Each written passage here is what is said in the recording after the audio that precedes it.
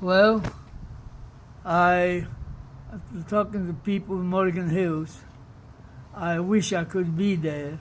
Under circumstances, I can't make it to be there. So I like to talking to you on my phone now. Well, I'm a Holocaust survivor from Poland. I survived 12 camps. We had a very good life until 1939, when the Germans came to Poland. After a few weeks, they came to town and went around the square and told the people they have 10 minutes to get their possessions and get out in the middle of the square, and they took them away. I went to a camp where I worked during the week. On the weekend, you can go home. But the work we were doing, we were building a canal. I stayed in the water up to the knee without boots. That was October, November in Europe. That's around winter time of it. So I worked there about 5 or 6 weeks, and I got blood poisoning. I had sores on my arms, on my legs. So we moved into the ghetto. You can't even imagine how terrible, how bad it was. People were dying every day. So the first camp I went to, we were building a dam. And we cut down some hills.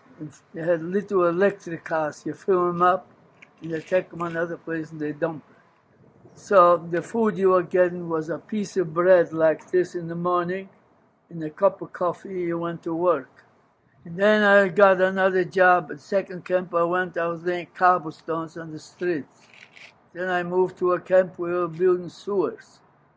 And then I went to another camp. I was a roofer. Then I went to a camp where we were building an airport. I was laying railroad tracks. And we got on the train. It wasn't a passenger train, no, a cattle car train where they put 30, 40 people in one boxcar. Finally, we arrived in Auschwitz. We were lined up in rows of 5, and I met Dr. Joseph Mengele. Dr. Mengele was called the Doctor of Death. So he went through and picked out sick people, old people, young kids. Well, I was a young kid. And he come to the left. If I would come from home, I wouldn't know the difference. But I was ready in 7 camps. In every camp I had to go to work. I always tried to get in with the biggest, strongest men. And here I look around, I see sick people, old people. That's not the kind of people I like to be with. What my luck was after midnight. It would have been daytime. I don't think I could have done it.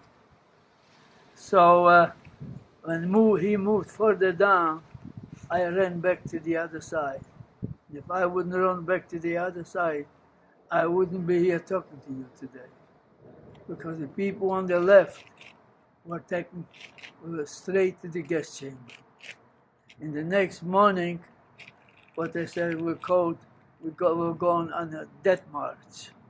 They're supposed to take us into a ski resort in Germany. There's a ski resort named Garmisch. In the mountain, they kill us in the mountain. But we walked for about 3 days. We knew we're not going to be walking too far because you can hear the American troops are not far behind us.